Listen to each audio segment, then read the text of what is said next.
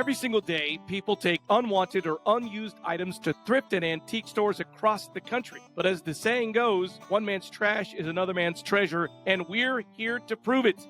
Identify valuable things before you throw them away. Join us as we show and tell of treasures found and sold by a full-time reseller with the hopes of helping you find some treasures of your own. Welcome to the What's Sold podcast. Welcome to the What Sold podcast.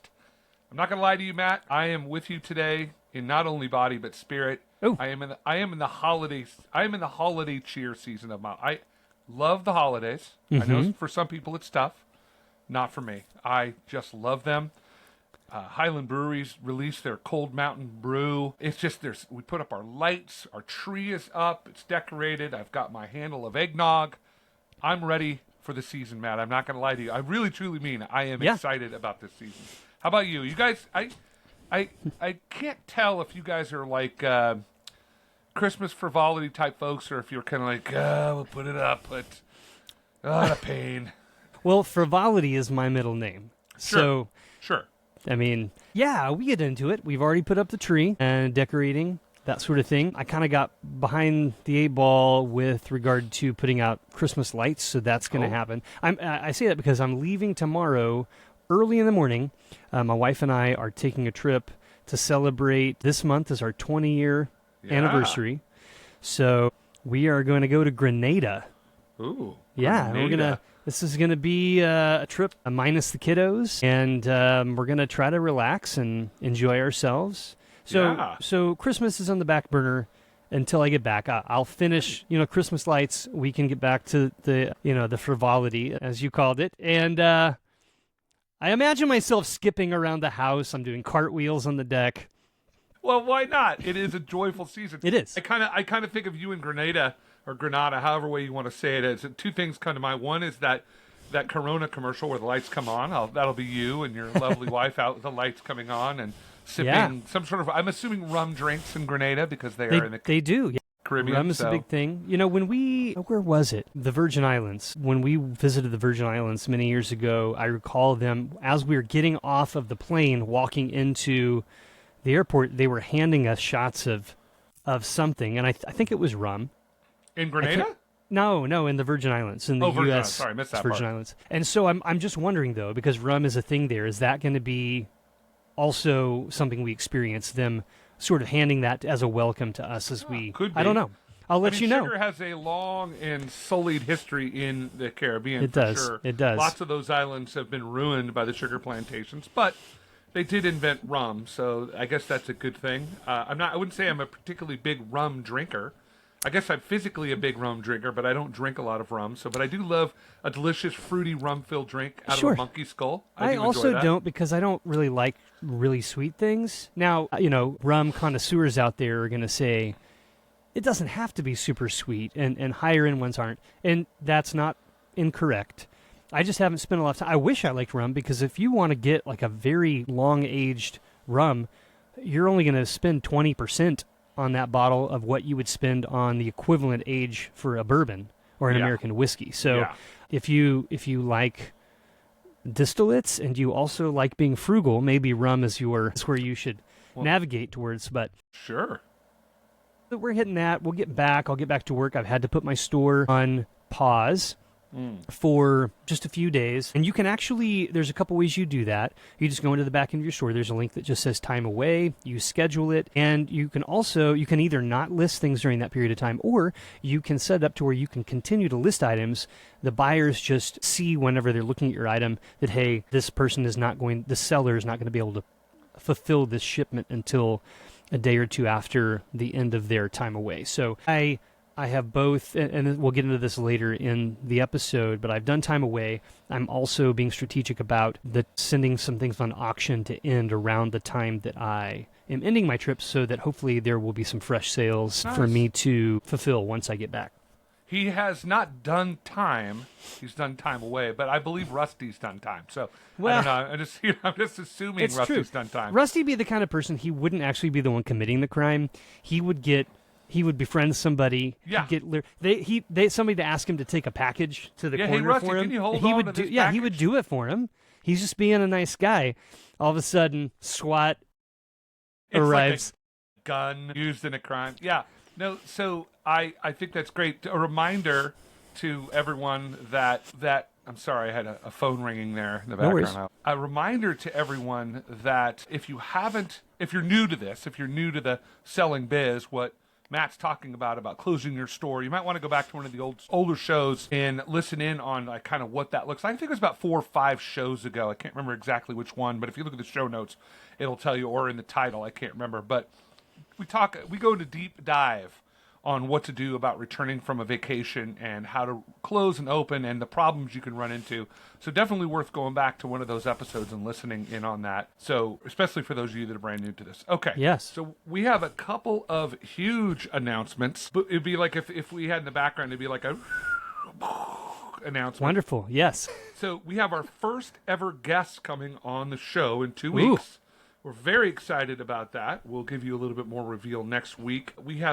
Lots of people have been reaching out to us. And there's a fun story behind this guest that we will share. We don't want to steal the thunder. We kind of hope you join us, but we are starting to interview. Interviews not.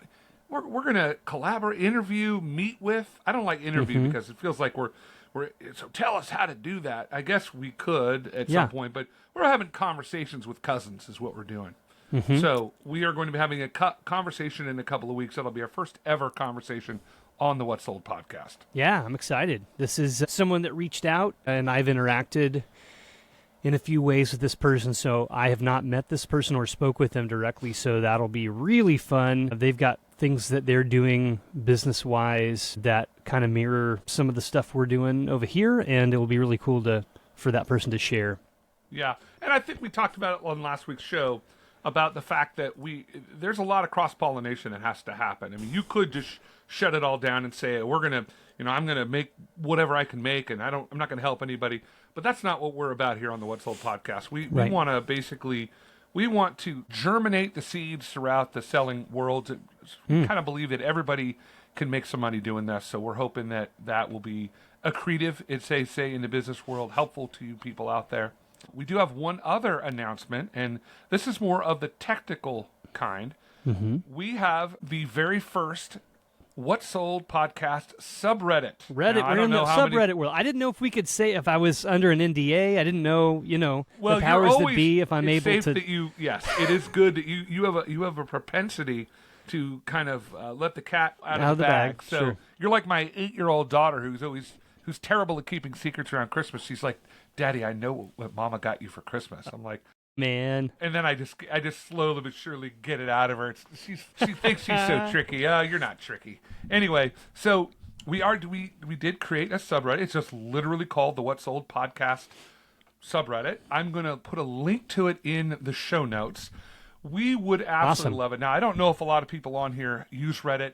I love Reddit. I think it's a great space for, if you're trying to get information and knowledge from people, it's a great space to do that. There is a lot of garbage on Reddit, like every social media site. Sure. But we are going to keep it clean.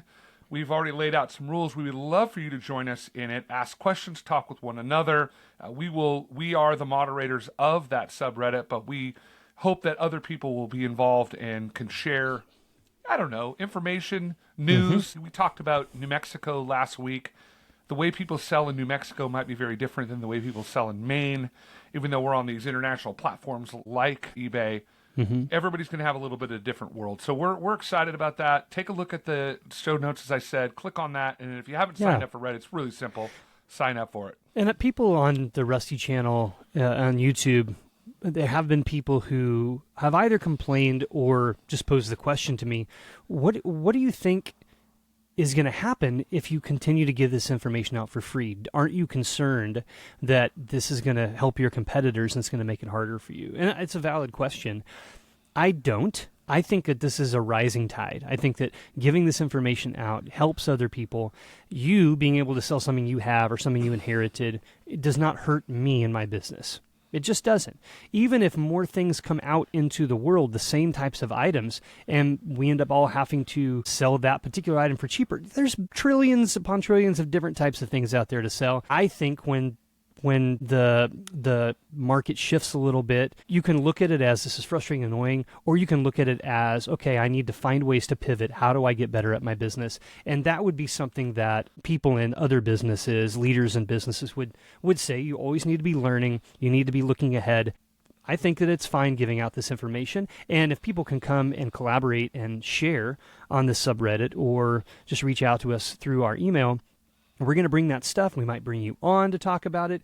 It helps everyone. We are not authorities on everything, quite the contrary, but we are getting better at it all the time. And we're going to share our failures as well as our victories with this. And hopefully you can learn from that. And that's kind of the reason we're going to start bringing on people for conversations, because they don't necessarily have to be resellers per se, but they can be people that have a business model that works for them, have some ideas. There's this guy in the sound world, like anybody that's worth their salt these days, like, I need to know how to build a deck. Well, what do you do first? You go to YouTube, right? And you take a look at it, and there's always somebody out there that's just an expert at building decks or doing whatever. Well, in the sound world, there's this guy named Kenny Goya. He is unbelievable. I can't even tell you how this guy has helped me and thousands, I don't know if there are thousands, but lots of other audio editors out there to learn how to use what are called digital audio workshops. So the old soundboard and editing and all the things that we do. And he's just amazing. It's all free. I'm sure that he makes money from it. I'm sure that it leads to other things. But Kenny Goya could come on to anybody's, show and fix any audio they had. He's just really, really good. And I just really appreciate what he does. And he often gets shout outs from people out there that, hey, you guys, Kenny Goya is great. Listen to your stuff. You want to know.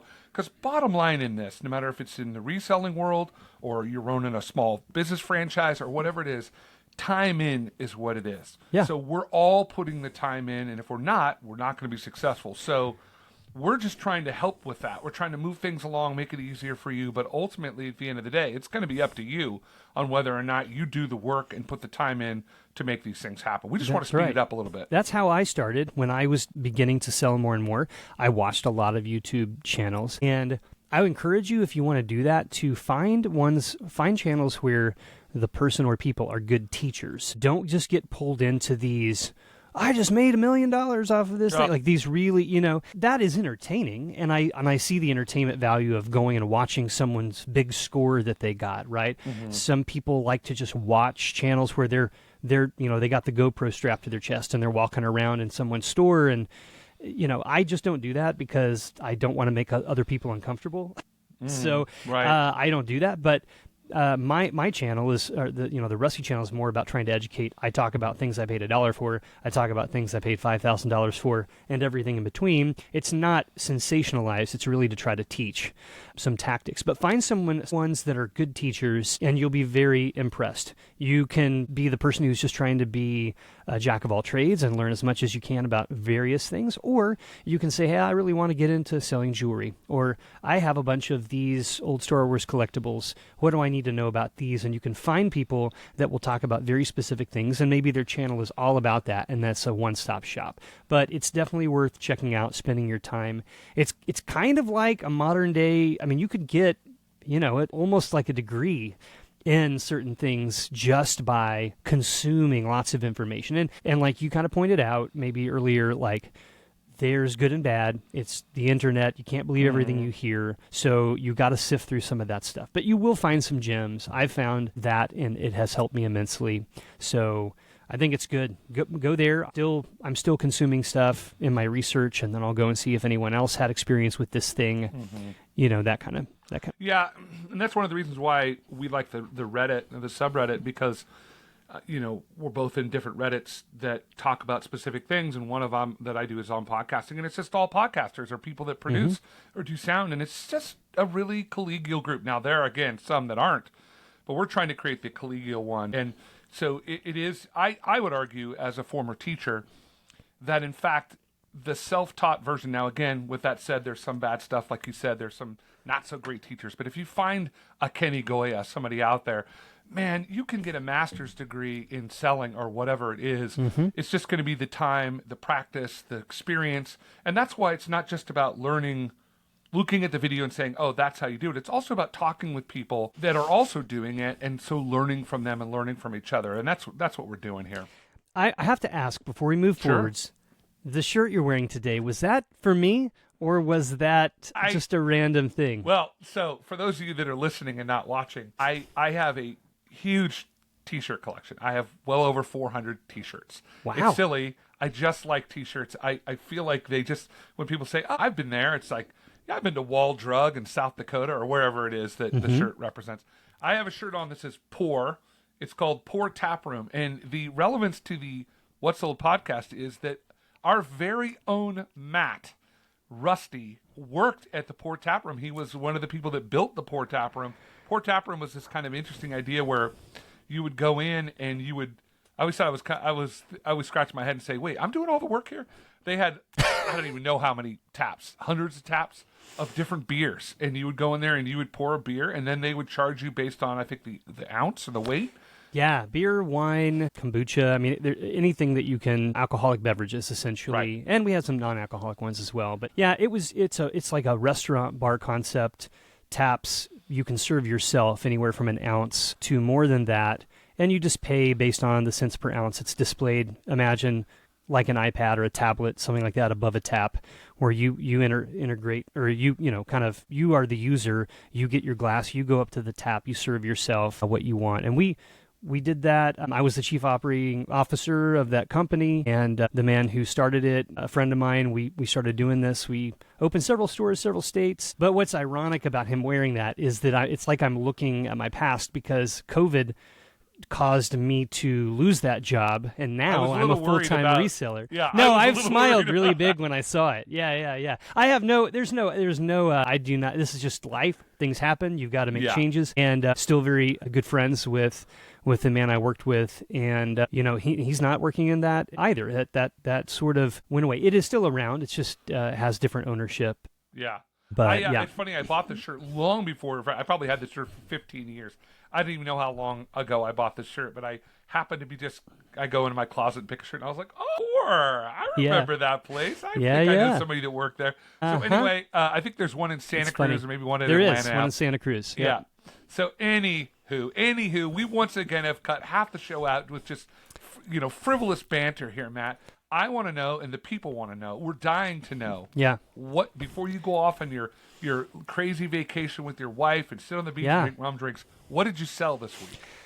Well, this is going to be, I'm going to throw you for a loop here. I have nothing to show you, and the reason is I had to get everything fulfilled by now. I had to get it all out and in because I'm leaving for several days. And this is kind of one of those things we can talk a little bit about this. When you work for yourself and you're going to take time off, and I got back, we went to Dallas for Thanksgiving, and we got back on Saturday night, something like that. I've been back for like 3 to 4 days.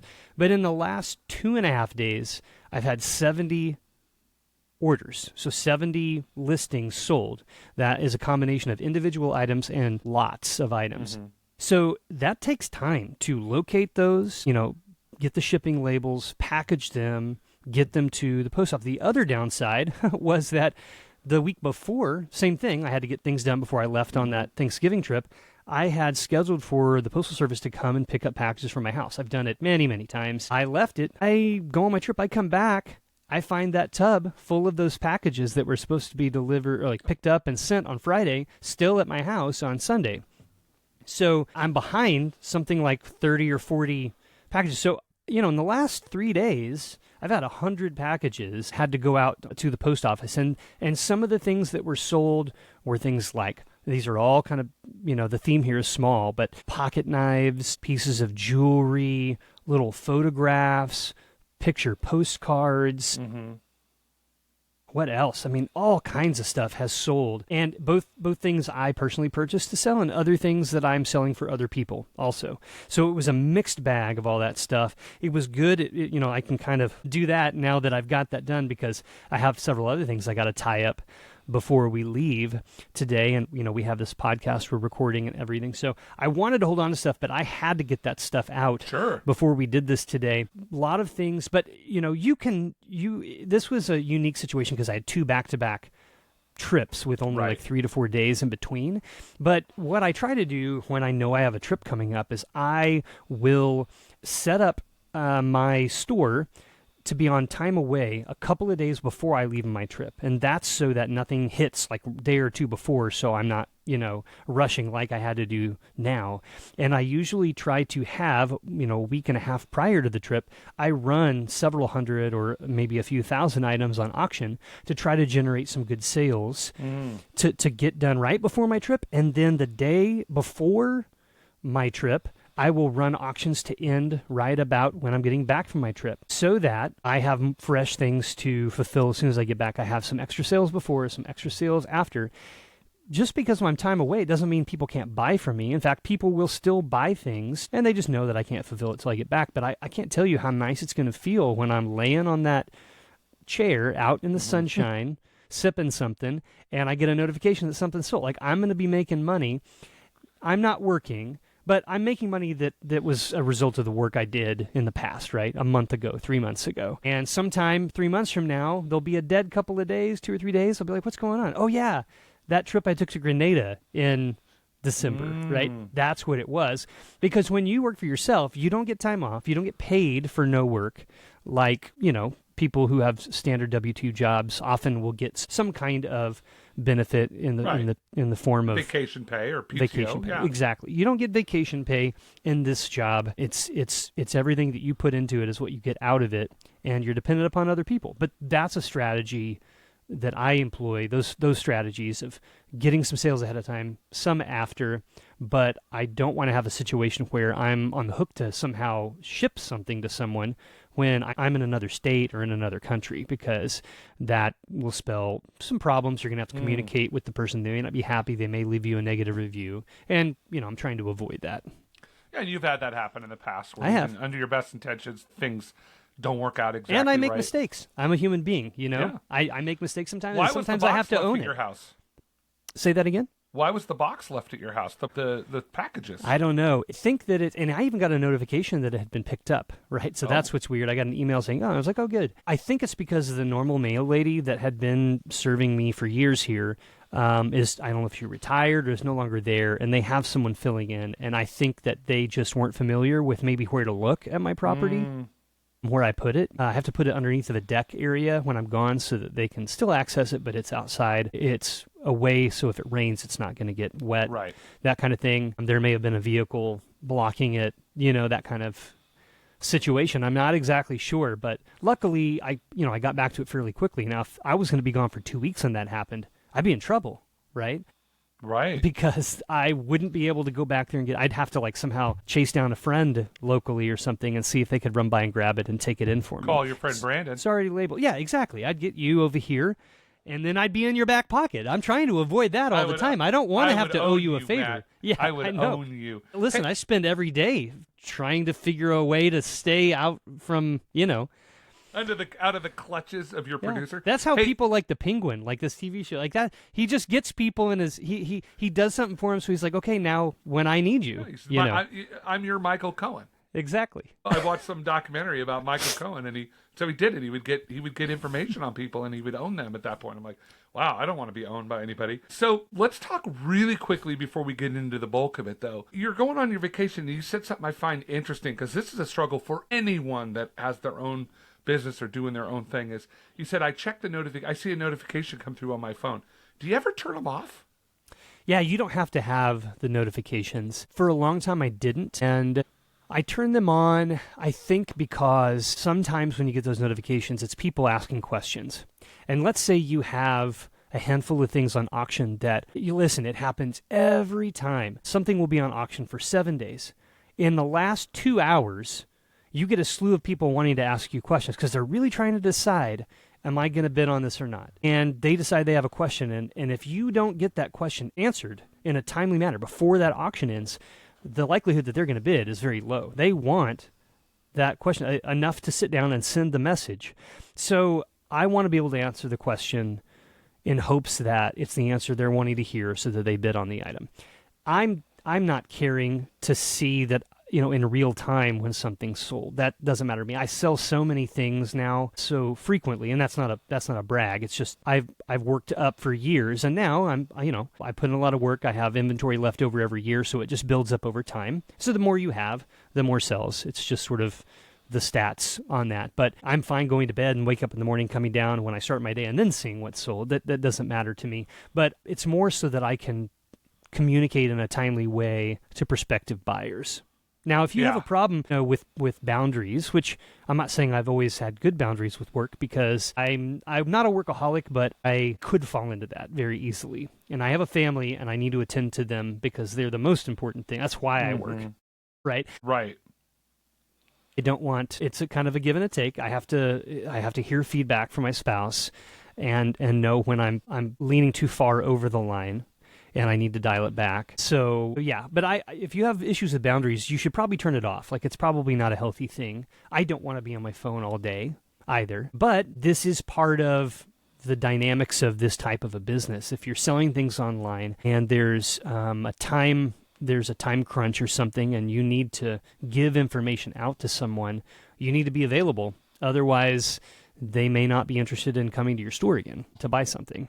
Yeah, and it's the age-old battle of any business, is that are you available enough, but not to. That is one of the problems that's happened with the internet and with modern phones and everything, is that we're just available to everybody at all times. So there's this expectation. I sent you an email. Like, this is why I don't hardly sell things on Facebook Marketplace at all. There's several reasons I don't like it, but one of the reasons is, if, let's say, you are in a group that is a buying and selling group, it could be for a very, very specific lane of types of items. Like, this is all about Tiffany jewelry or something like that. And there's there are administrators of those groups. They might have their own, since that's their group, they have their own policies. Like, you need to respond to someone within X amount of time. I don't want to be told by somebody else when I have to.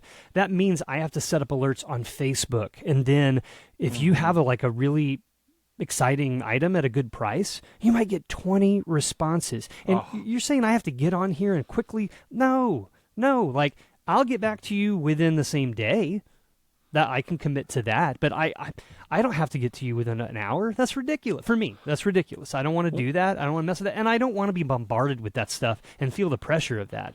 Like, get that out of here. Does eBay insulate you away from the kind of I always find with Facebook Marketplace that people, I sold a car on Facebook Marketplace. It actually worked out really well. Yep. But it was amazing. People would be like, I don't know, say I was selling it for $10,000. They'd be like, will you take $500? Yeah, of course. Yes. It's the classic. Funny? It's the classic. Ask for way more than you're going to get, so that you know what I mean. And I don't. And that's, again, I don't want to mess with scammers. I don't want to send me your phone number. And no, I'm not going to do that. Right. Exactly. Give me your address and some of your phone number, maybe your social security number and your bank account number. That would be great too. Because I'm gonna email you right now. Yeah, I had somebody I'm a Nigerian send me prince. Exactly. Oh well, I usually responded to princes, because if you can get connected with a prince from that area, you're set. You get somebody in that. So I definitely respond to the princes when they need money, but not anybody else. Well, and scammers are getting better and better and better at it. I don't know if you've had this happen to you, but I've noticed it a lot lately, where smishing attacks happen in the security biz. They call them smishing attacks. They're basically when somebody texts you and they're like, "Hey, what time is dinner tonight?" You're like, "I don't recognize the number." You're like, "I'm sorry, who?" And then they try to strike up a conversation with you. The next thing you know, you're like sending them money because whatever. It's a total scam. When someone sends you that, that's a scam. It's a waste. Last year, it wasn't last year, it was earlier than that, but I had somebody who was a friend back in the day, contacted me, seemed really interested in some stuff, wanted to get together. We were in the area, so he happened to be at a conference at this hotel, so I just came to the hotel to meet him and see him and stuff. And it turns out he was trying to pull me into a pyramid scheme thing. I hadn't seen this guy in years, and I was like, "Oh my God, how did I fall?" Because I knew the guy personally, but I hadn't seen him in years. And then last week, I get a message on Facebook from a friend of mine being like, "Hey man, it's embarrassing to ask this, but I need to borrow some money. I'm sorry. I'll definitely pay you back, blah, blah, blah." And I go, "Man, it's good to hear from you. I would totally give you money if you needed it. Just to confirm, though, can you tell me where we met?" And he goes, "Oh, man, I promise I'll pay you back. I'm just very sorry. And so I get on my phone, I text, because I have this guy's phone number. I text him, I send him a screenshot. I go, just so you know, someone is in your account begging your friends for money, just in case you want to know. But like, that's what you get. There are people out there like that. You've got to be careful. I've sold vehicles on Facebook Marketplace too, but it's more involved. I like to be the purveyor of my schedule and dictate when I spend my time and how. There's some things I can't whenever I have like deadlines of shipping, but outside of shipping deadlines, I don't want to be beholden to someone else's schedule. That's one of the things I love about this job, is that I have a lot of control over my own daily schedule. Yeah. Okay, so in the last, as always, we've filled the air with lots of noise, but yeah, we wanted to talk a little bit. We started talking about this last couple weeks ago, and we've talked about it a lot, about holiday selling, but we have Christmas right around the corner.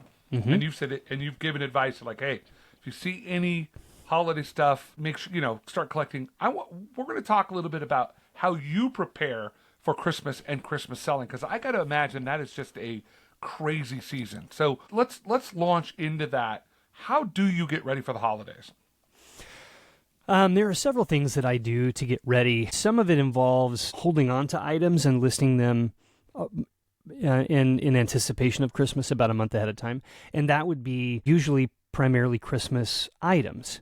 That could be little figurines like snow globes, Santa Claus things, even jewelry that is Christmas themed. Little candy canes, little, reindeer, snowmen, things like that, brooches and stuff.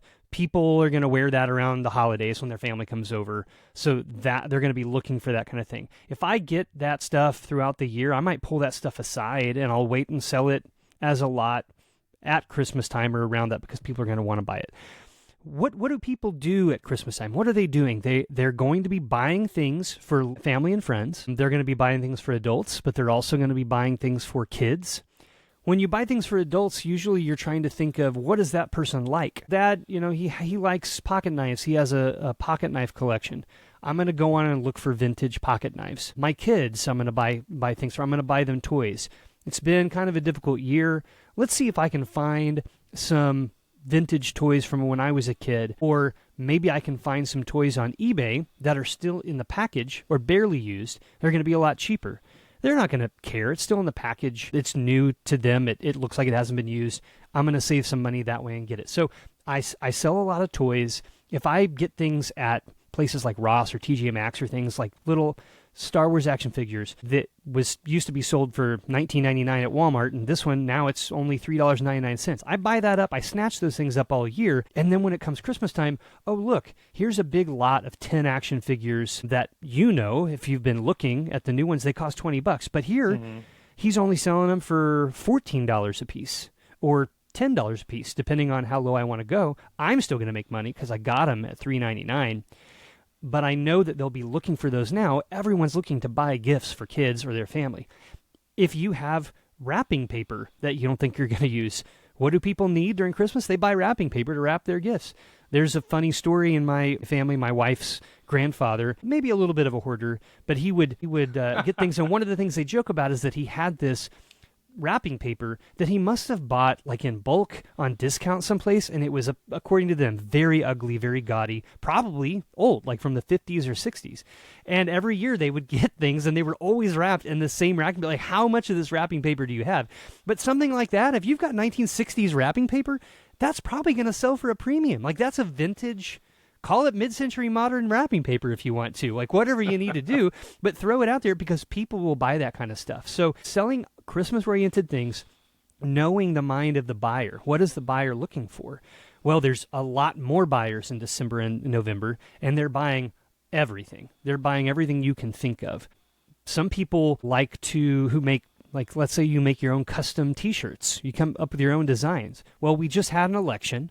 Is there some kind of funny T-shirt you can make that merges something about the election and something about Christmas? Something with Donald Trump as Santa Claus? Like, I don't know. You know what I mean? Something that some people would find funny or appreciate. There's all kinds of things out there. You don't have to think super hard about it, but typically the end of the year is a better time. If you are still listening, and I guess that's the first thing, is what can you do to prepare for Christmas? Get a lot of things out there. List a lot of things. Because the more things you list, hopefully, the more things you're going to sell. Kind of another strategy I take is I run a lot of sales. You can go into eBay. You can mark down things so that it shows up as a discount on the buyer's end. You can do an entire store discount where everything's now 10% off. Everything in the store is 20% off. It's not, if I find a pocket knife I want to get from you, maybe I need to go to your store and look at more of your items because maybe you have other knives. And then they're going to find something else they didn't even know that they wanted. Something for the aunt or the grandma that they hadn't even started searching for yet, they found in your store too. Oh, good. I'm going to try to buy both of these, and I'm going to ask him if he'll give me a shipping discount because I'm buying multiple orders. That's another way people can save money. The answer is yes. Buy more things from me. I'll put them in one box. It's a cheaper shipping price for you, and it's less hassle for me. I'm not sending out 5 different packages now and 5 different boxes I had to pay for. I'm sending one box. And it saves me time, too. So you can run discounts. You can give shipping discounts. I would send offers out to people. You can do things like write in the description or in the title, Christmas gift, great Christmas gift, gift for dad, gift for the kids, that kind of thing. And if a person goes into eBay and they look up Christmas gifts or Christmas dad gifts, that's the search query is going to pull up anything that has those words in it or most of those words in it in eBay and show it to them. And it doesn't matter if it's, I don't know, a new Patagonia jacket. You didn't look up jacket. You just looked up Christmas gift for dad. And all of a sudden, boom, Patagonia jacket pops up. Oh, it's his size. Great. It's 30% less than the store in town sells it for. Those are some ideas, I would say. Get out there and really list. I know it's busy. I know you got people coming in and out. I know that it can be a crazy, stressful time of year. But also, maybe it's nice to say, hey, family, I'm going to go take 2 or 3 hours. I got to do some work. You're really just needing a break from the guests. And then you go and list some things and you're going to make some money. So could be a win-win for you. So can I get some free selling advice from you then? Sure. All right. So this is we're testing the subreddit, but on the show. Yeah.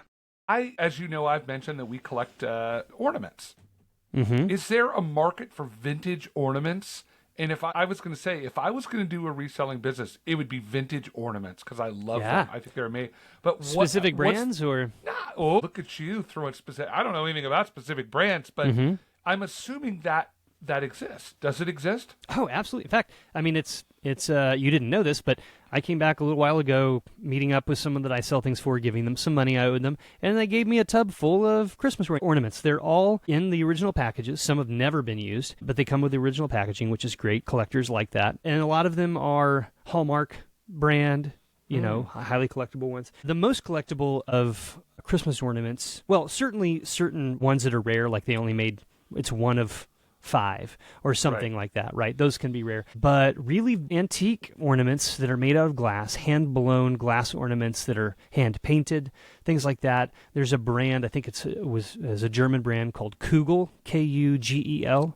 I don't know if I'm pronouncing that correctly or not, but Kugel ornaments, a lot of them are very heavy. You have to be careful because they definitely make fakes because they are pretty sought after as collectible items, but you can find websites and even YouTube videos showing you how to identify, authentic ones or not. But those things can sell for hundreds of dollars. Look up Kugel ornament or look up antique ornament, glass ornament. Go to sold items and look at the ones that have sold for the most. You will be shocked. But I bet you I every time I go to my grandmother's house and I look at her Christmas tree, I'm like, that, not the tree. The ornaments on there are worth, a couple $1,000s. Yeah, grandma. And she's been using them for 65 years. Every year it's the same probably ones. Were passed down to her. Probably, yeah. And that's great. There's nothing wrong with that. And keep them if you enjoy them. You don't need to sell them. But if, let's say, unfortunately, you had someone pass and their things come to you, don't just pitch or donate the old Christmas ornaments because there can be some high values in that stuff depending. Do you think that if you got that leg from like A Christmas Story, the lamp leg, that would be worth, if you got the original before it was broken? The exact one? The exact one? Sure. Absolutely. It feels like it would have auction some real that off. value. You'd have to run maybe through an auction house on that. Yeah, I think about the idea of, just as I'm listening to you, I'm thinking to myself, how many times have you gone to I don't know, a garage sale, tag sale, yard sale, whatever you want to call it, and somebody's got a box of old Christmas stuff that they're like, yeah, it was my grandfather's and I don't use it. I'm like, man, I'm gonna start looking for that. Even old Christmas cards from like the as old as you can get, but up until even like the 60s, I would say 60s, maybe 70s, that have just a different look to them.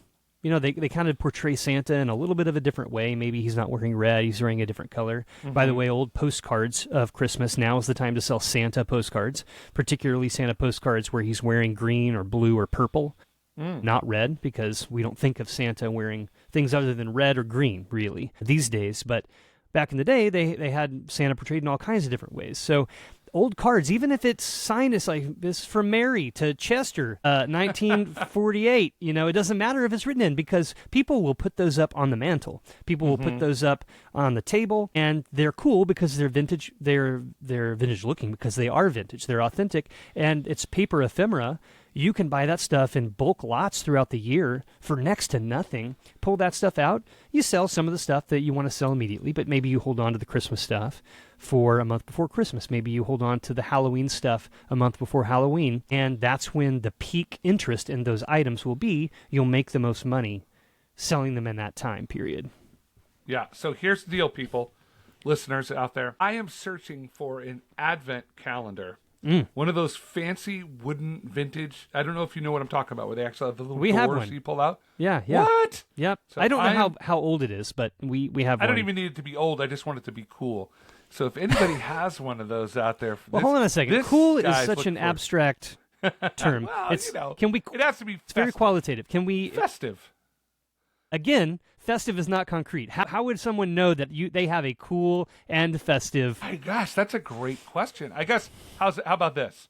Email us at the show, send me a picture. Yeah. And if it's what I'm looking for, I will definitely get if back in touch with you. If you need a consolation, there is a Lego Harry Potter. I think it's Harry Potter, but it's not.